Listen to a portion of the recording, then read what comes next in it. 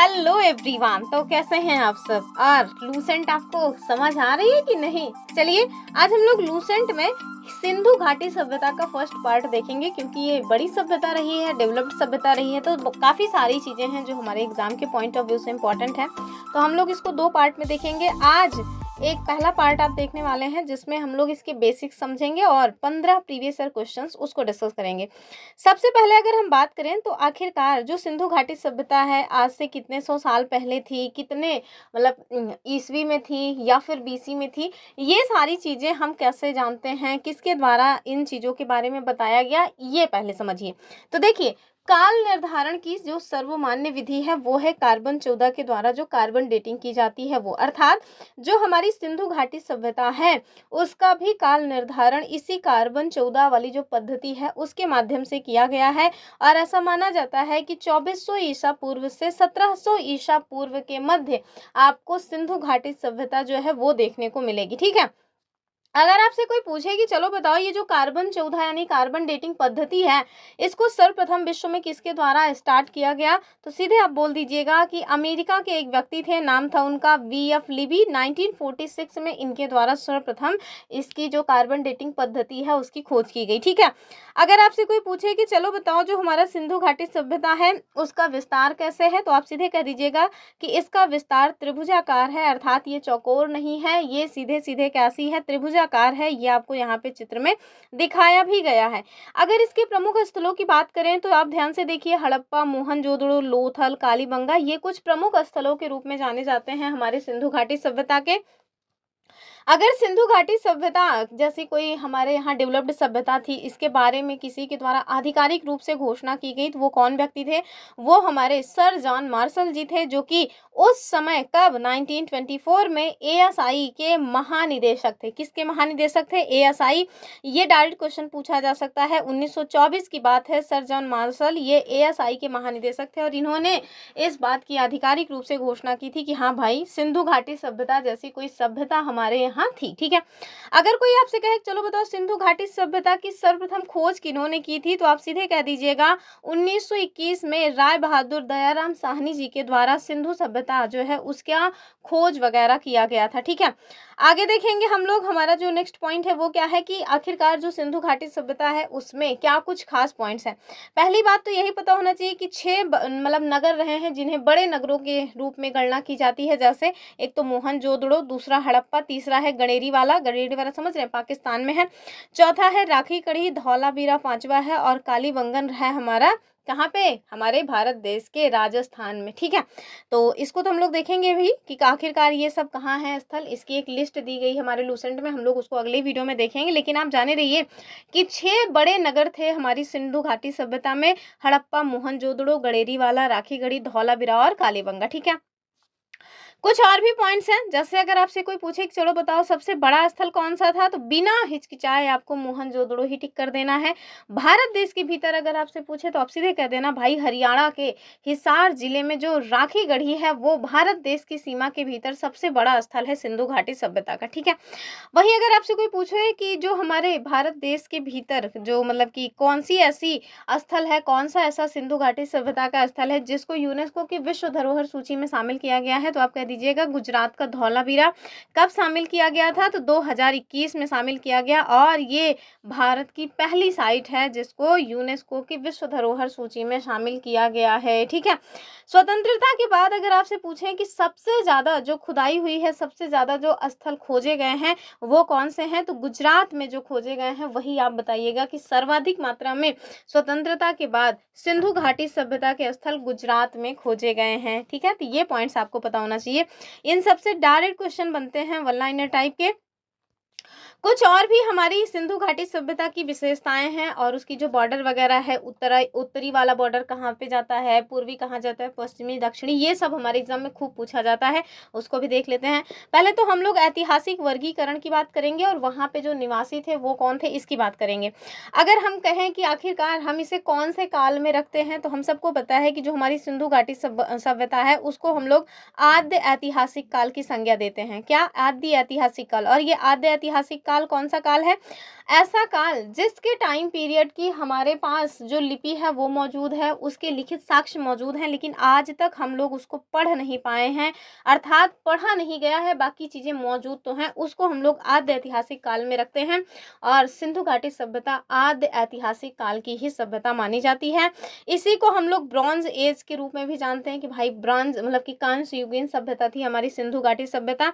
और हाँ, जो सबसे महत्वपूर्ण है वो है नगरीय सभ्यता थी, ठीक है। आज हम लोग सोच सकते हैं ना कि भाई इतनी पुरानी सभ्यता है तो उस समय शहरों का डेवलपमेंट तो नहीं हुआ रहा होगा, लेकिन ऐसी बात नहीं है। हमारी जो सिंधु घाटी सभ्यता है वो नगरीय सभ्यता थी। कैसी सभ्यता थी? नगरीय सभ्यता थी, ग्रामीण नहीं थी, ठीक है। अगर आपसे कोई पूछे कि वहां पे रहने वाले जो मुख्य निवासी थे वो कौन थे, एक तो द्रविड़ लोग थे और दूसरा भूमध्य सागरीय लोग वहां पे निवास कर रहे थे। और सभ्यता कैसी थी? तो नगरीय सभ्यता थी। ये पॉइंट्स आपको पता होना चाहिए। अब देखिए, हमारे एग्जाम में खूब पूछा जाता है, चलो आप बताओ कि सिंधु घाटी सभ्यता का सबसे पूर्वी स्थल कौन सा है, सबसे पश्चिमी, सबसे उत्तरी और सबसे दक्षिणी। तो इसके मतलब बारे में अगर आप उससे पूछे तो आप क्या कहिएगा कि सबसे पूर्वी स्थल हमारे उत्तर प्रदेश में है। और कहाँ पे? आलमगीरपुर। आलमगीरपुर कहाँ पे है? मेरठ में है। कौन सी नदी के किनारे है? तो हिंडन नदी के, ठीक है। तो सबसे पूर्वी स्थल कहाँ है? आलमगीरपुर में। आपसे कहें चलो बताओ सबसे पश्चिमी स्थल कहाँ है, तो आप सीधे कह दीजिएगा भाई दास्क नदी के किनारे बलूचिस्तान में सुत कांगेडोर है, ठीक। अगर कहें कि सबसे उत्तरी वाला कौन सा है, तो वो हमारे भारत देश में चिनाब नदी के किनारे अखनूर मांडा जो है जम्मू कश्मीर का, वो माना जाता है। अर्थात मांडा या मांदा ये जो है ये जम्मू कश्मीर का है, सबसे उत्तरी स्थल है। बचा हमारा सबसे दक्षिणी स्थल, ये दैमाबाद है। और ये दैमाबाद कहाँ है? तो महाराष्ट्र में है, गोदावरी नदी के तट पर। कौन सा स्थल किस नदी के तट पर है, ये सबसे ज्यादा पूछे जाने वाला फैक्ट है, तो इसको आप अपने दिमाग में बिठा के रखिए कि भारत देश के साथ साथ विदेश में भी जो हमारी सिंधु घाटी सभ्यता है उसका फैलाव है। अब ये मत समझ लीजिएगा कि सिंधु घाटी सभ्यता का फैलाव अमेरिका में, अमेरिका में नहीं भैया, अफगानिस्तान, अपने भारत देश और साथ में जो पाकिस्तान है वहीं तक ये फैला हुआ है, ठीक है। तो सबसे पूर्वी स्थल कौन सा है? आलमगीरपुर। कौन सी नदी के तट पर है? हिंदन नदी के। वहीं आपसे पूछे सबसे पश्चिमी कहाँ है, तो सुतकांगेडोर है, दास्क नदी के किनारे है। सबसे उत्तरी है मांदा जो कि जम्मू कश्मीर में है और चिनाब नदी के किनारे है। और सबसे दक्षिणी पूरा स्थल है दैमाबाद जो कि अहमदनगर महाराष्ट्र में है, गोदावरी नदी के किनारे। ये डायरेक्ट क्वेश्चन पूछा जा चुका है हमारे एग्जाम्स में। अब अगर कुछ और भी पूछे कि चलो बताओ क्या कुछ खास पॉइंट्स रहे हैं सिंधु घाटी सभ्यता के, तो सबसे पहले आपको पता होना चाहिए कि मुख्य स्थल कौन से हैं। तो सबसे पुराना, मतलब पुराने का मतलब है कि सबसे जो बड़ा वाला स्थल है वो कौन सा है? मोहनजोदड़ो बता चुके हैं। भारत में सबसे बड़ा कौन सा है? वही घग्गर नदी के तट पर राखीगढ़ी, हिसार हरियाणा में। कहाँ पे स्थल है? ये डायरेक्ट पूछे जाते हैं। प्रमुख बंदरगाह नगर 2 रहे हैं, ये हमारे लिए कई बार पूछे गया मतलब प्रश्न है कि आखिरकार सिंधु घाटी सभ्यता का मतलब बंदरगाह नगर कौन था, तो आप कह दीजिएगा लोथल और सुरकोटता। यानी कि यहाँ पे जो है वो बंदरगाह या मतलब तट बनाए गए थे जहाँ पे नौकायान किया जाता था, मतलब क्या मौज मस्ती के लिए नहीं, व्यापार वगैरह करने के लिए, ठीक है। इसके साथ साथ आपको और क्या पता होना चाहिए, और पता होना चाहिए कि उत्तरी मतलब जो पूरा स्थल है कालीबंगन से प्राप्त क्या साक्ष्य मिले हैं। और आपको पता है कि जो हमारा मतलब कालीबंगन है वहां से कुछ साक्ष्य मिले हैं, और वो साक्ष्य कौन है? एक तो नक्काशीदार ईंटें मिली हैं और दूसरा जुते हुए खेत। क्वेश्चन बनता है कि चलो बताओ हमारे सिंधु घाटी सभ्यता से जुते हुए खेत के साक्ष्य कहाँ से मिलते हैं, तो आप सीधे कह दीजिएगा कि कालीबंगन से मिलते हैं, ठीक है। प्रमुख बंदरगाह एकदम दिमाग में बैठा के रखिए, एकदम रट लीजिए, लोथल और सुरकोटता, ठीक है। नेक्स्ट पॉइंट जो है वो क्या है, वो भैया हमारा एमसीक्यू आ गया है, और सारे के सारे एमसीक्यू वही हैं जो हमारे प्रीवियस ईयर में पूछे गए हैं, ठीक है। कह रहे हैं कि सिंधु घाटी सभ्यता का सबसे बड़ा स्थल कौन सा है। अब यहाँ ये पे पूछ नहीं रहे हैं कि चलो बताओ भारत देश के भीतर कौन सा है, तो हम क्या मानेंगे? मोहनजोदड़ो है, ठीक है, क्योंकि सबसे बड़ा स्थल तो मोहनजोदड़ो ही है, भले ही भारत देश की सीमा के भीतर नहीं है। ये हो जाएगा ऑप्शन सी वाला, ठीक है। आगे देखिए, भारत में स्थित सिंधु सभ्यता का सबसे बड़ा वाला स्थल कौन सा है, तो ये हो जाएगा हमारा हरियाणा का राखीगढ़ी। फिर देखिए राखीगढ़ी भारत के किस राज्य में स्थित है, तो ये हो जाएगा हमारा हरियाणा। ऐसे ही डायरेक्ट क्वेश्चन बनते हैं। कह रहे हैं कि जुते हुए खेत और नक्काशीदार ईंटों के प्रयोग का साक्ष्य हमें कहाँ से मिलता है। अभी हम लोगों ने देखा कालीबंगन से ये हमें साक्ष्य प्राप्त होते हैं। ऑप्शन बी इसका उत्तर हो जाएगा। फिर देखिए सिंधु सभ्यता का बंदरगाह मतलब पोर्ट जो नगर था वो कौन सा था, तो लोथल और सुरकोटदा था, ये भी आपको पता होना चाहिए। फिर कह रहे हैं कि राखीगढ़ी स्थल की खोज 1963 में किसके द्वारा की गई थी। राखीगढ़ी की बात हो रही है, दयाराम साहनी नहीं, राखालदास बनर्जी नहीं, बीके थापर नहीं, ये हो जाएंगे हमारे सूरजभान। ठीक है, तो राखीगढ़ी की जो खोज है 1963 में सूरजभान के द्वारा की गई थी, ये आपको पता होना चाहिए। कह रहे हैं कि राखीगढ़ी किस नदी के किनारे है, क्या ये सिंधु नदी है, भोगवा, रावी या फिर घग्गर नदी के किनारे है, फौरन बताइए आप लोग। आएगा हमारा क्या हो जाए, ये होगा हमारा रावी नदी, बिल्कुल नहीं, घग्गर नदी हो जाएगा। ठीक है, ऑप्शन डी वाला। चलिए नेक्स्ट पॉइंट देखेंगे हम लोग। तो नेक्स्ट पॉइंट में आपको पता होना चाहिए कि आखिरकार कहाँ से कौन सी चीज के साक्ष्य मिले हैं, सबसे ज्यादा पूछे जाने वाला ये टॉपिक है। अगर हम लोग बात करें मोहनजोदड़ो, जो कि सिंधु घाटी सभ्यता का सबसे बड़ा वाला स्थल है, यहाँ से हमें किस चीज के साक्ष्य मिले हैं, तो यहाँ से एक विशाल स्नानागार के साक्ष्य मिले हैं। उसकी लंबाई चौड़ाई ये आपको दी गई है, एक बार जरूर इसको पढ़िएगा। इसके साथ साथ और क्या मिला हुआ है, तो यहीं से हमको मोहनजोदड़ो से ही पशुपतनाथ की मूर्ति मिली है, और कांसे की जो नर्तकी की मूर्ति है वो भी प्राप्त होती है। तो देख लीजिए पशुपतनाथ की मूर्ति और ये कांच की जो है मतलब नर्तकी की मूर्ति। ठीक है, वहीं अगर हम लोग लोथल की बात करें तो जो लोथल है वहां से हमें किसके साक्ष्य मिले हैं, पहली बात तो पता होना चाहिए अग्निकुंड के साक्ष्य मिले हैं, दूसरा मनके बनाने के जो कारखाने हैं उसके साक्ष्य मिले हैं, और इसके साथ साथ चावल का जो पहला साक्ष्य है वो भी हमको लोथल से ही प्राप्त होता है।